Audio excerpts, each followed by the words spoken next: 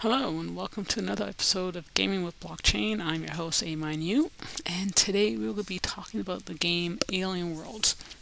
And of course, it's one of our key games that we've been focusing on for a while now, and we're coming up to its third year of existence and operation. And why do we like it? Again, we've always said it before, most of our projects are about longevity and the tokenomics and how does the game choose to evolve and scale. Of course, there's always going to be a little bit of ruffles during its process, and that's to be expected. But we always think a game that has a long-term vision is the ones that have the largest chance and the highest chance of success. And I think Alien Worlds is definitely in the top rung where it becomes with those possibilities. So let's take a look. We're looking at the homepage right now. What we're seeing, and I'm just going to go through it briefly. We're going to look at the gameplay structure, and like I said, this game it has started as primarily a mining game, where you're mining for these tokens, you accumulate these tokens. The next phase is that they're bringing in more game mechanics into the forefront, as long as token management, how you manage the tokens within the game, how you utilize these tokens to enhance the project, enhance your community, or even as a solo player or a small community, your presence in the space. So we're looking at the hollow forms first indicate, and this is about the treasures that are being released. The vote, I think, believed ended just today or yesterday. And the whole idea is to increase the drip from a 2% to a 4%, and that's 200%. That's twice as much. And of course, is that a bad thing? Good thing? I think in terms of the economic output that we were seeing today, that's somewhat to be expected. Now, someone would say, well, we don't want to throw more coins into existence. And I think that's necessary because we also have a growing player base. The game has a growing player base, so if more people are fighting for the limited resources that they were before, the rewards are going to be very small, and that's kind of discouraging. So bring in the rewards since the player base has increased, it kind of becomes more justified and now more encouraging. And of course, there's more opportunities in which these players can gain different token rewards as well. So we'll get into all that moving forward. So in order to get the value increase, the syndicates had to have a certain amount of voted tokens. And I done my voted token earlier. I was debating if I should add more. They were very close to it the last time I looked, maybe just under 1 million tokens needed to be converted, but we'll see what the decision will make later on. So I'm just going to scroll down before I scroll to the right. I'm just going to scroll down and you can look at what's going on. This is these are now tools and games that are being built by the community. You can scroll and you can see, there's a Battle Dome, there's the Mission Control, JR Lands, and others that are going to be coming through the platform for sure. Again, this is community based, these are player based, this is what's been voted by us, you, people, the everyday person that are coming together and building these unique outcomes within the metaverse of AlienWorlds. And then what is it as well? Again, simply you're mining for Trillium, or you play for Trillium now. That's been implemented. You gain these NFTs. You're using virtual land as the base point for these projects. This is now the evolution, and it continually evolves. Now you're looking at some really, really stunning artwork here, and this is artwork that's now introducing from the new tools, and we'll get into the new tools shortly. These new tools were brought in as a need, and I'll explain that as we scroll in a little further. And then again, we saw the hubs of some of the projects that were built by the community. This is where it kind of is a baseline where it starts. It's the galactic hubs that players come in, they kind of vet their case and say, okay, well, this is what we want to do. Can he help support the development of it? Then if it's weighted as a positive, sure, it moves forward. And of course, the help that's needed from there. Let's scroll back up. We're now looking at, so before we even go that, we'll go back to the community in the top menu here. Again, these are proposals. Now, this is the syndicates. These are the planets. The planets have their own icon, what's going on in these planets. In the beginning, I have to admit that syndicates are a little kind of complicated to understand, but I do like that they're getting a little clearer in the information, how it's being proposed, how things are being understood. Now you can review it in a snapshot. I like how the information is now being contained. If you're not into the game itself, or you maybe not a heavy player, you don't want to go always into the game to find out what's going on, you can look into the web page, and you can see what's captures more information from these details. And I think it's important. You have to be able to find information when you need it as accessible as possible. And this is just an overview of what's going on in every planet, and you scroll through it and see the grant system. Okay, here are your grants. You have a proposal. You want to interject an idea and a concept. You can make your application here, and you can make the proposal from there. And then, of course, these are the blogs that have been going on. Again, self-contained information. You can catch it on their site. You can follow through and move on from that. All right. Let's get back to the home page. Now let's just scroll to the right here, and we'll look what's going on. Community news. They deem themselves master of the metaverse. 6 planets. Do as you will, relatively, as a user or as a player. Find out how you can build your world the way you need it. Outpost unveils a new, powerful new tools. The reason, get back to what I was discussing earlier, the tools are coming in place simply because the existing tools, older tools, were depleting. You have a growing population. Again, it was the same thing about the increase in the drip value for mining. You have an increase of a user base. The existing tools are being withdrawn out of circulation. Some of them are being burned as people look and try to burn and enhance their tools. You need to inject more utilities. Again, bring a new injection means new purchase opportunities. New purchase opportunities means new circulation of the tokens within the game. Another market mechanism. And fantastic on that point. And again, really, really nice artwork. Like, I would just buy for the artwork if I can. All right.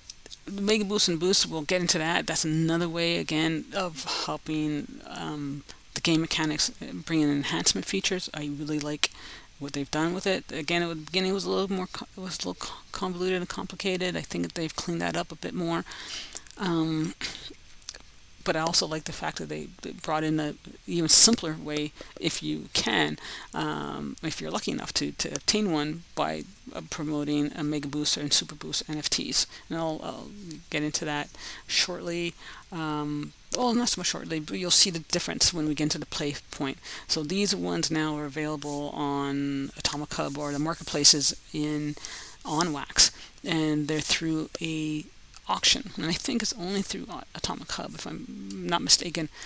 Atomic Hub only has auction, but then you can always get it in secondary markets through any of the other utilities, even Atomic Hub itself, or NFT Hive, or Nifty Blocks. But what's really good about these, if you're lucky to win the auction, you get it, you own it, your boost is forever. There's no gradual decay of a boost. That boost is locked, it's yours. Fantastic if you can get it, if you can win it, and you're off to the races, as they say. Okay, lessons on lore. Again, these are the older tools. Now in season 16, these are the tools that instead of having the NFT drops as was happening before, they simplify that. You need kind of shard within the process to get these games, and the shards based on how you mine and how frequently you mine, and all these other algorithms in place. But again, another way to get NFTs and to circulate the NFTs in the market. And next, back to the Pioneer grants, the same grants that we discussed here. You can apply now and join the syndicate. All right, so we're now back. That's a quick overview for the news of Upland on their website and what's going on in their gameplay. And I said the team's been very, very active. Sarah McKinnon's been doing a lot of interviews and discussions on many different events. The last one I think recently was in London. So if you see, you'll go through and you'll find a certain activity that's happening along the line. Let's now take a look at the gameplay itself. So I'm now in the mining stage. If you've seen any of my previous videos, you would see how drastically the game has changed in its UI and UX experience, and it's definitely done for the better in a whole lot of ways. It's a clean mining side. I had to kind of do a little bit of a reboot on the screen, so I'm just doing this portion again. And what we're looking at is the interface has been so redesigned and upkeep, the UX and UI.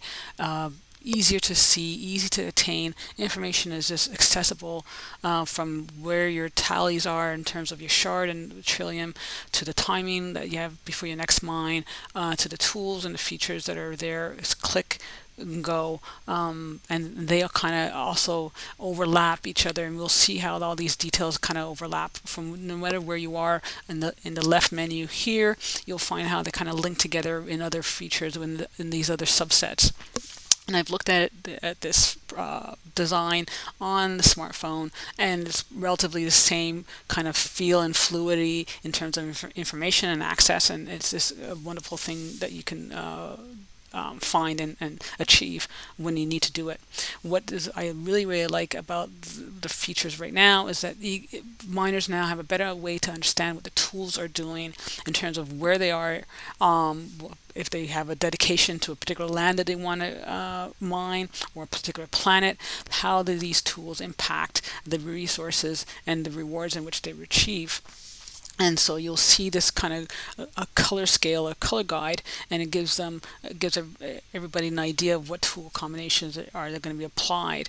So, abundance being rewarded with 5% of the pool, and then receiving maybe a smaller percentage of the trillium, versus the common. Of course, it could be common because common's common, having a larger percentage of the pool with a certain amount of the rewards, and it scales accordingly. And that's something I think has been very, very helpful for a lot of miners, where the guessing game is kind of taken out of the equation. They're not kind of trying to fight what tool to use and what combination as much. There's other tools that can give you a little bit more precise kind of calculations, but at least this is a helping guideline, and I think it has encouraged the player base definitely a lot more.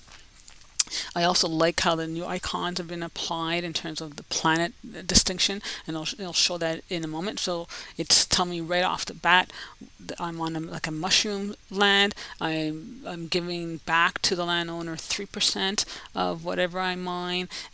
It's something that's clean. It's clear. It's, again, you're not guessing. It gives you the location of the coordinates, and then I could go in further into the details if I so choose.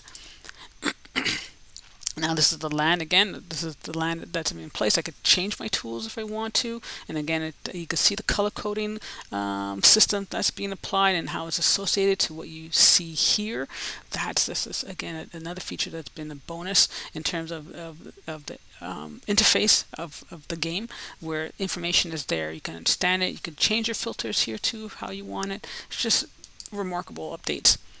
This now is another grid, again, associative to the tools that's in place. And I would say, is it only to tools? Does this apply to the weapons as well? That I think that might be a different color guide, or that may be something that's in development, because of the gaming process is now being introduced. More games are being put into the structure. AlienWorlds started out primarily as mining trillium, and now that you have the mining trillium and the gameplay, so you have the two reward systems coming in. So how this color guide comes into the tool aspect, that's yet to be determined, but you can see the overall scope. So you can see the common taking the larger percentage because the most popular, the easiest for most players to get on board. This is something that most players are going to have. So that they take on the larger percentage of all planets tool allocation. And then it breaks down, and the epics and the legendaries and so forth. And then again, as I said before, you see the icons that are displayed. You saw that in the main website page. But then again, here as well, you can see, okay, I have a highlight. I know where I am. I'm on this particular planet. This is my rewards, and moving forward. Now this is now where you have your inventory, what you have. You could look at all the equipment that's in place. You could look at by the equipment tools. You could look at the avatars. And I said, yeah, there's something about the avatars. We've got to get other diversity groups in there. That's something that I'm hoping the AlienWorlds gets on top of as well. Then you have your weapons in place if you're part of that battle dome, and JR lands and all these are tools that be to your advantage. And I'm just going to skip here. I'm just going to get to land, and we talked about the land boosting process. And here it was where you can manage the land, and then you can always unlock and how you want to put your boost in place, and then from there you can do a boost reward. So these are costly endeavors. So if I want to unlock this, I have to pay Trillium to unlock it, and then if I want to boost on top of that, then I got to pay a boost, and that boost then is available for about, I think, 24 hours or maybe a little longer, and it gradually decays.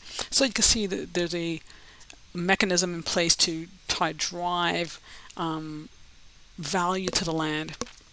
But as I said, it's a work in progress. So you have to be able to, I have a slot is open, but now I have to boost it, and but then from boosting it, I have to encourage people to mine because it's been boosted. So it's a catch-22 if you want to do it. So you have to kind of, again, it's a thought process. You have to kind of mitigate what's the best risk rewards in terms of the values versus what I discussed earlier about the auctions of winning either the super boost or the mega boost. But that's your inventory. You can look at the inventory again, very clean. It's just something that you can look into and decide your best approach.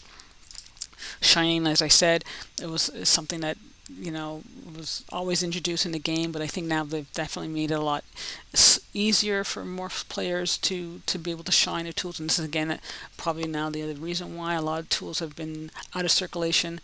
I'm wondering now if weapons will be shined. I think they are, but it's just wanted to see if that's something that is coming into market as the games now develop. That'll probably now be the next shining process that's going to be activated. Is now, okay, tools being shined or upgraded in order to enhance the battle experience. So we have the missions. The missions have been in place now for a while. There's been a little less missions coming into circulation recently. Again, there's rumors of why, and for whatever reason, and that's yet to be disclosed. But I don't think I'm overly worried about it entirely, because I think it's just another matter of how are these NFTs going to be integrated into the game mechanics, and what will be determine how these NFTs are used. So I'm curious about that. And then again, as well, would these NFTs be able to be shined, and can you bring in the shining elements there? So that's yet to be determined. But again, clean interface, easy to access. I know I'm on a MetaMax right now. You have all these indicators. This is a wonderful turn of development.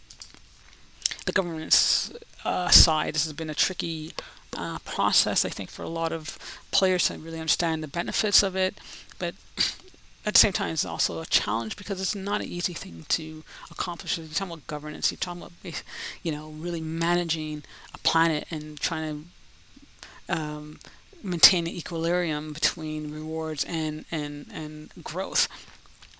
And of course, making sure that bad actors and bad behaviors are addressed.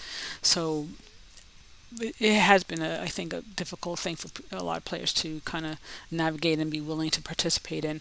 But at the same time, you look at some of the stats here, and you'll be able to see. So, I have X amount in Neri, I have yet to convert a bit more, and then from that point, Neri has a chance to move forward with their governance as they so choose. So you can look at the plan details, you see who's on board, you can look at the candidates, you can see what their budget is, you can see how much total voting power has been applied, how many active candidates, how many days for the next election, the units that the planet has in place and what's been converted, excuse me, and so forth. So I have yet to put my vote in. I have to do a vote shortly, so I have to go back and review what's going on, and then see what's happening. Then the member terms and agreements, and how to become a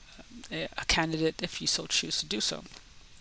Back to plan selection, but then you can also look at the stats, what's going on in the kind of the voting metrics, and then you can see what's happening with all the planets in terms of their structures and how they're going on. So again, stats are there; they're available for everyone to review, and make the most wise decision that benefits them. And again, based on the proposals that are being placed, you can go back to the main page, you can look at the proposals, you can see what's there, or go back here and explore, and you can see some of the proposals. Scroll down here, what's been placed, what does it mean, more details the better, of course, and it's been executed or not. All right, teleport I won't get into because I'm already locked in MetaMax. I'm already locked in Binance Chain. But as you will be well aware, previously, AlienWorlds have been part of at least 3 blockchains. So Ethereum and Binance, and this is the teleport that gives you the option to decide which one you want to be connected to. Now, the arena is one of the most impressive enhancements, aside from the aesthetics of the game. Where right now, while I'm mining, if I decide to play, I could come in and play a game. I am not leaving the platform. I'm right here, contained in the platform.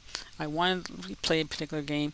I can scroll down and say, okay, what interests me, what attracts my kind of appeal, and more are in place. I'm surprised. I thought one other one would be here, but hasn't gone through the finalize the vetting system just yet. So I think that will come shortly. But it's nice to see colonize Mars on top of this platform. I always thought these two projects could interlock in some ways and have very similar styles. So nice to see them on board here. But keep in mind, there'll be more coming down the pipe. I'm sure of that. So the outpost now is your supplies, essentially what you have in place, what you choose to do with your shard. Remember, the shard is the token that is applied to how you mine, how you participate, what you do within the network. Again, the algorithms you can always research, but you rewarded a shard, and from that shard you can now take that and make a purchase for NFTs. And you can see, as I was saying, how the NFTs are coming off the circulation mark. We're becoming less and less of these items available. And if you have the shard, you can always buy them and then make the blends to it how you choose. Now, what we have here is, you can see the values of some of these tools are really high, and some of them were jumped through the roof. And you'll see one here, and if I could find it, that is just over 200,000, which is this Storm Giant, which is really, really a big guy. Then there's a Elven Boar and all these other tools and weapons. So very interesting for anyone going after them. And then you can see some of them again down to 0. Excuse me. But also now there's a community selection. This is again something that's been voted for by the community. You can create your shard values if you want. I missed a few, which is this one, which I knew was going to be a sellout for sure, but I didn't pay attention, and this is the other one I was going for. Missed that as well. So of course, gotta pay attention. Gotta pay attention. Um, Now this one is I found interesting. I've always seen it, but I'm wondering if it's something that will come into a future purpose later on. I have to look more into the project. I think it's different. It's it's its own style. It has it would have its own following some way somehow. Okay, now you can see here again. This values match to what you have on the top. When you might not see my values, but I'm just showing it to you when you play the game. Um, you have your own profile to give you the profile, and this profile now also gives you the rank. I'm Demon Novice. I'm only a Demon Novice because I have not claimed anything, so I could exchange my shard for my rank position, and then at each rank I'll be rewarded with a NFT. So you can see how these again utility factors come in to the ecosystem of AlienWorlds, which is important because it's one thing where you just want to trade for speculation purposes, and then that's just one only driver. But a game or a platform of any kind needs to survive if the tools are used within the structure. Yes, you want to maybe take a bit off the top in terms of reward for yourself or whatever else. But if the ecosystem doesn't survive, then the value starts to drop, and then there's no purpose. I'm not talking about value on exchange value. I'm talking about value in the game mechanics for the game to grow. Remember, this is the game that's now will hit its third year come December 2023. It can only survive because people are using it and interacting with the system. Interacting with the system, people buying and investing more funding towards it. More funding towards it means the system grows. System grows, then you get more expansion and more utility, more use. If it's only based on the value of a token and trades, then this ceases to exist. It doesn't exist. There's no player base, no opportunities, no growth. And I'm sure this is a very convoluted and very simplistic manner, but that's essentially business across the board, no matter what business it is. If it's a game business or a sewing business or a burger business or a restaurant, if no one's there to use the items and apply the usage, there's no community, there's no development from that point. So this is the overview. You can see the expansion portion of the game. It's been really, really great. I think come by the end of the year, I foresee different value interjections within the game from the tools that are coming to the game. Like I would suspect a different mining element come in. I would like to see what will happen with the Binance NFTs. I think that's still due to happen, or at least some kind of news, if not in the late quarter 4 of 2023, maybe early quarter 1 of 2024. The grant rewards would be a surprise on how any new games that come into the platform. There's a lot of room. There's a lot of room for this project to expand. As I said, as long as more news gets out about the project, the founders are doing a great job promoting the project in different environments in different cities. It will definitely have its place in the short term. So I think that'll be it. That'll be the wrap. That's AlienWorlds. Recent update, all the great news that's coming on board. You can always subscribe to our channel, provide some feedback. Great to have you on board. Hope my voice survived long enough, and we'll catch you later. If you have any questions and comments, please let me know. There's always room for debates and room for interesting perspective on what they see with this Web3 and Web3 gaming. So until next time, take care and thank you.